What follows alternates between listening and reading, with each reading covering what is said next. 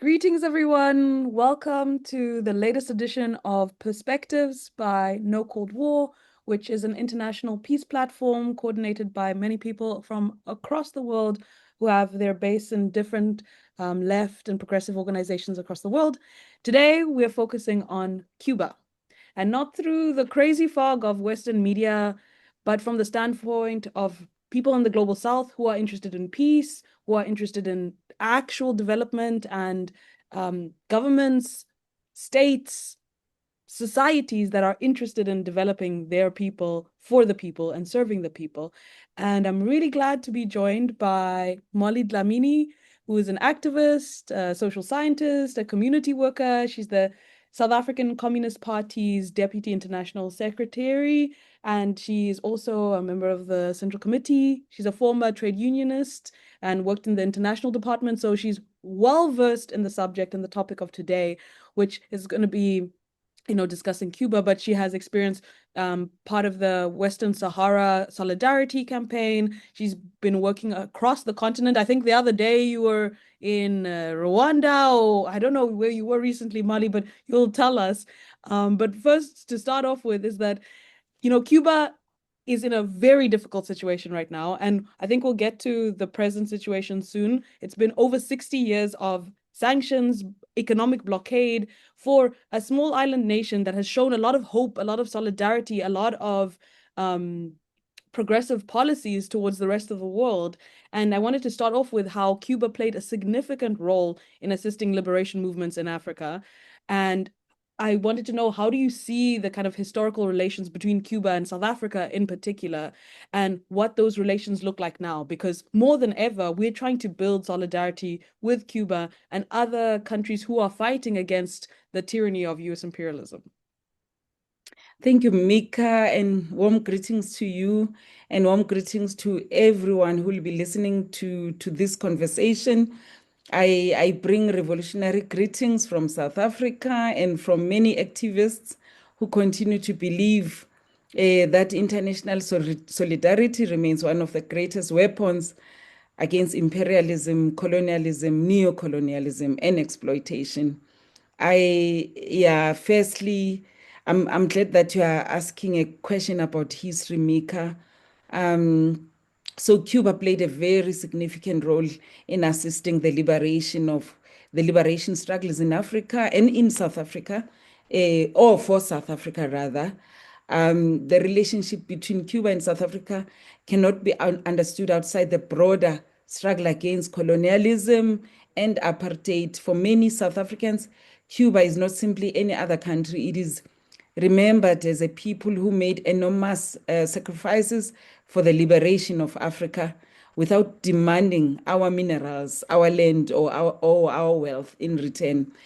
People usually say Cuba came and Cuba left with dead bodies, and that pains us because others, they come only to pillage and exploit the African continent. And they were never in solidarity with the African continent during the colonial struggle or the struggle against apartheid in South Africa. So thousands of Cuban internationalists fought alongside the liberation movement of Southern Africa, particularly in Angola, during some of the most decisive battles against the apartheid military regime. Most of you would remember the Battle of Cuito Canaveral in 1989, where the Cubans fought along the ANC's Umkhonto weSizwe and SWAPO, the SWAPO military wing, the SWAPO of Namibia. And this really led to the fast tracking of the liberation of Namibia and the liberation of South Africa. And we remain indebted really for that role that Cuba played. Nelson Mandela, our former president, himself consistently acknowledged Cuba's contribution to our freedom, describing Cuba as a nation that had demonstrated unparalleled international solidarity. And those ways remain important because they remind us that the genuine internationalism is measured not by the rhetoric, but by sacrifice, After 1994, South Africa and Cuba developed strong diplomatic relations founded on mutual respect, South-South cooperation, and shared commitments to social justice. Cuban doctors have continued to serve many rural communities in South Africa, while thousands of South African students have received medical training and other uh, and I and other fields in Cuba, like training as engineers. Yeah, so there are many practical examples of solidarity between the peoples of Cuba and South Africa. Uh, Today, those historical ties remain politically significant. While the global context has changed, the values underpinning that relationship, anti-imperialism, sovereignty, international cooperation, social justice, it continues to resonate. And Mika, so post 1994, our Ministry of Health, ensured that there are established relations with Cuba and sent doctors, so that doctors that are trained in South Africa today, that are practicing in South Africa today, just because of Cuba, that just because Cuba opened its doors, and some of those they wouldn't have had that chance to study medicine had it not because of those opportunities that Cuba offered. And we know now there are challenges, but in principle, South Africa remains committed to that cooperation. And we have many Cuban doctors, as I've also indicated, that are occupying spaces where we don't have doctors, where we need doctors, and we appreciate that. I'm sure most of you have also seen at some point when there was a problem of Ebola in West Africa some few years ago. Cuban doctors went to assist, while other countries sent their military to go and assist, whatever that meant. But we really appreciate the role that Cuba continues to play despite its own challenges. And which, speaking of its own challenges, in the past year alone, I think it was, I saw a Cuban government report from March of 2024 to February of 2025. The blockade cost Cuba over $7.5 billion, which is almost a 50% increase from previous year. And, since the blockade began, it's close to 200 billion that has been like a huge cost. And that's not even speaking about the human cost of the fact that I think around 70% of essential medicines are not available in Cuba right now because of the blockade. So that's essential medicines being, basic things of like being able to, give birth without pain, being able to, have basic, again, pain medication, things like that are not available. And they're seeing over 14 hours of no electricity, etc. So it's a very tense situation right now, and it's the siege is increasingly more vicious. So we wanted to hear from you based on the fact that the US is basically denying the population access to these essential goods, to fuel, to international exchange of foreign currency, etc., to buy these things. How do you see the South African government, and not just the South African government, your organization, non-government organizations, community networks, basically responding to the situation? Hmm. Okay, well, there's already something that comrades are doing from the broader progressive movement, the South African Communist Party, the African National Congress, COSATU, Friends of Cuba Society called Focus, and other progressive structures and other solidarity movements.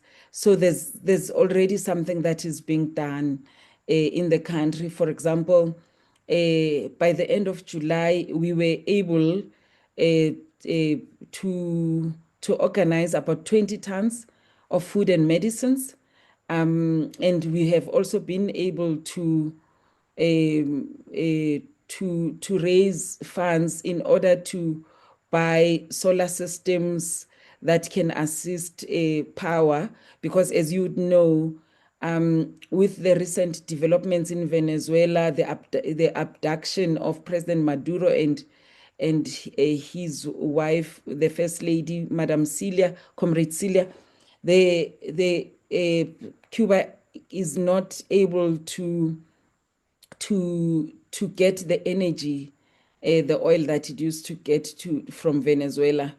And the US has threatened other countries with sanctions should they supply Cuba with oil. So Cuba is struggling in relation to energy, and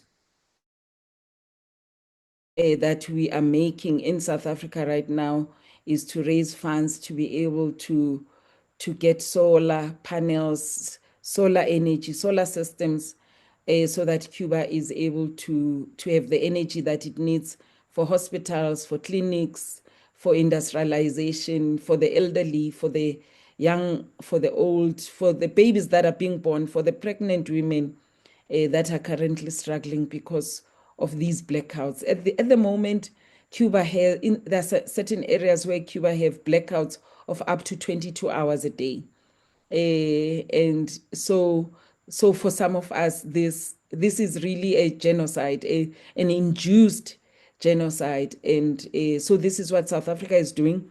But what we are hoping that governments would do is to go beyond and do more. And we believe that our governments, not only the South African government, other governments in Africa, can be able to move beyond the symbolic declarations, which we do appreciate, by the way, because sometimes you also just need those declarations. So, first of all, we want to call other governments to make declarations of support for Cuba, So, we need to actively strengthen economic, scientific, and humanitarian cooperation with Cuba. And we know that it's difficult, it's not easy, but it's something that our governments need to do. So we believe that South Africa can also work closely with the BRICS member states, with the African Union, with the Global South to develop practical mechanisms that reduce the impact of these unilateral sanctions. Um, and then the blockade for us is also not simply a bilateral dispute between the United States of America and Cuba. It represents a wider challenge to the principles of international law, national sovereignty, the right of countries to determine their own political and economic system. Um, yeah, so for us, it is then critical for our governments to take an active role. Right now, the progressive movements in South Africa is working on tabling a bill in our parliament, in the South African parliament, where we would be proposing for our government to be able to support and offer Cuba solidarity in a way that is legislated. Because interestingly, Mika, we have those the remnants of the apartheid regime, parties, opposition parties that do not support Cuba in South Africa, and those it could be AfriForum, it could be the DA. There's no support of Cuba, and there's no understanding. And we understand why there's no support and there's no understanding, because these people still represent the remnants of that apartheid regime.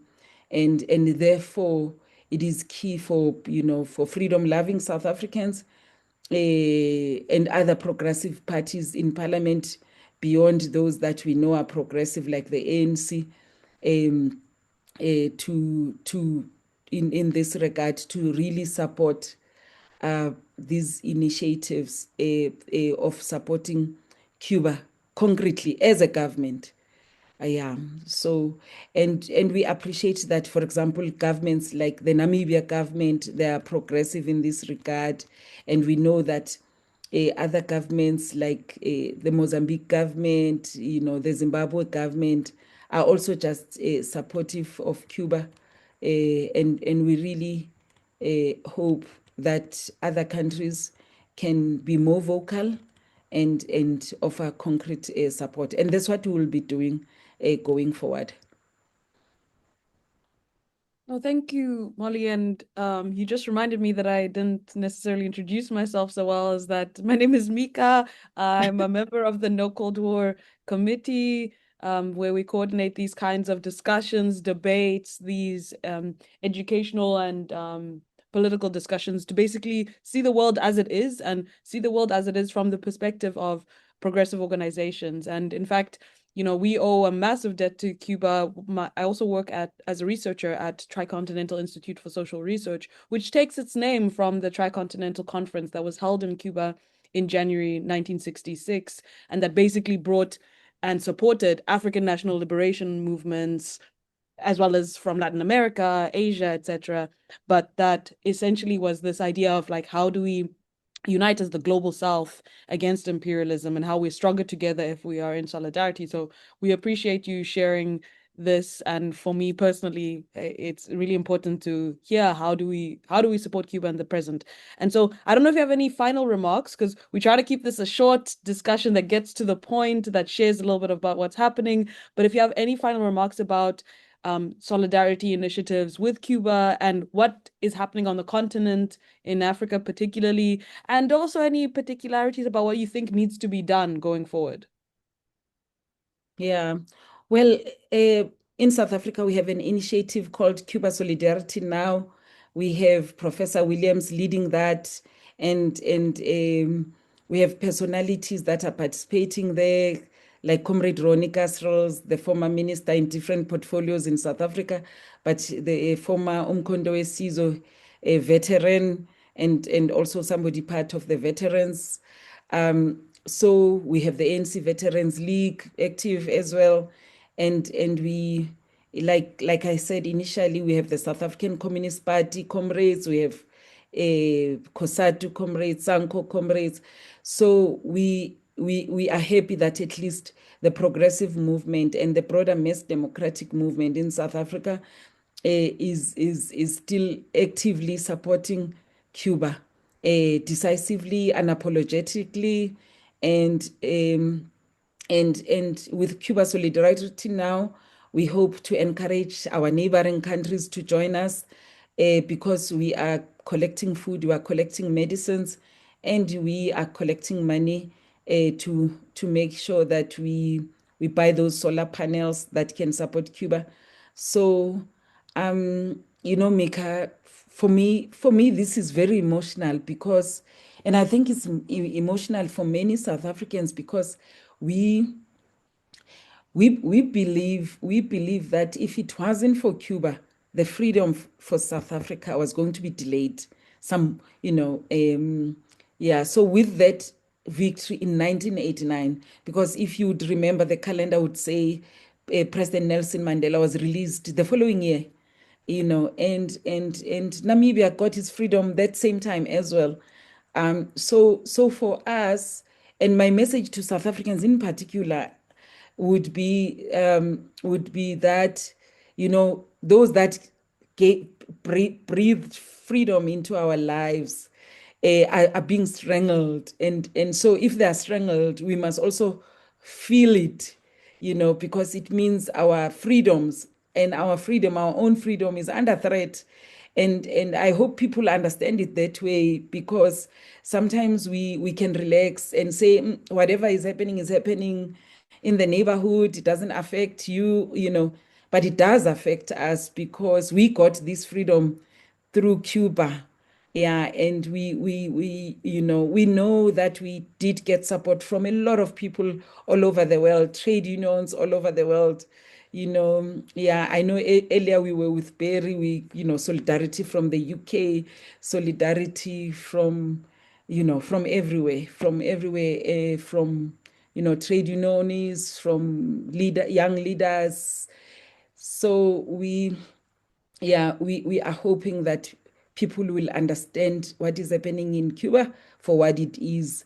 It's an attack to the progressives in the whole world, and it's an attack to socialism. It's an attack to an ideology, So I hope that we see it the way it is, and for us, it's concerning that people are not genocide taking place in Cuba. It's an induced genocide. And somehow, even our progressive movements are not aware of it or turn a blind eye because Cuba is called communist, or Cuba is socialist, and people are scared of something communist or socialist. Yeah, even communists are people, and even socialists are human beings. And I just hope even our progressive movements, especially from where we come from in the African continent, I just really hope we will take this and respond with the agency that this requires. Thank you very much. I want to say thank you, Mika, to No Cold War ecosystem, and thank you to everyone who will watch and everyone who will act when they see our conversation. Thank you very much. Amandla, Awethu. And aluta awethu yekan. continua. Luta continua. No, thank you, Molly. And I think that, as you're saying, this is not just an attack on socialism. This is an attack on humanity. Because at the end of the day, what socialism tries to resolve is the needs of humanity to serve the people, to give people dignity, to live with dignity, to act as protagonists in our own lifetime, in our own world, in our own reality. And so actually, I think soon it's going to be the 100th anniversary. On the 13th of August will be the 100th anniversary of the birth Yes, of Fidel Castro, the great leader of the Cuban Revolution, and a leader of the global South who has unequivocally been dedicated to improving the lives of the working masses. And so it's a great conversation to have right now in particular. But as you yes, said, let those who listen in, thank you very much for your attention, but let those who listen in act and yes, continue yes, to find ways to support the solidarity movement. Because Cuba is like what do they say? I'm forgetting the name of this Palestinian writer, but Palestine, Cuba, it's not just an attack on those individual struggles, it's an attack on humanity, basically. yes. And if we Exactly. don't stand up, then we're hurting Yeah. ourselves. No, that's true. And I'm so glad, Mika, that you are reminding us about the centenary of, that 100th And birthday. it'll be 10 years, 10 years Yes. since his passing, since he passed in Yeah. November of 2016. Imagine, yeah, and South Africa will be represented. Our government is going there, and some our political leaders will be in attendance. So South Africa will be there just to celebrate, Fidel Castro's 100th birthday. Yeah. So thank you, Mika. I'm glad that No Cold War did this, and we hope to have more conversations. Thank you. And if anyone who hasn't yet followed us, check us out on Twitter, on Instagram, nocoldwar.org as well, our website. You can find more information about the debates, the struggles we are working with, because ultimately we believe we're in a critical moment, not seen in 100 years since Fidel's birth, that we more than ever need to build solidarity and act in the interest of humanity as a whole and not in the interest of a few who are basically dead set on wrecking the lives of billions of people. So, Aluta Continua, thank you, Molly, and closing out from No Cold War.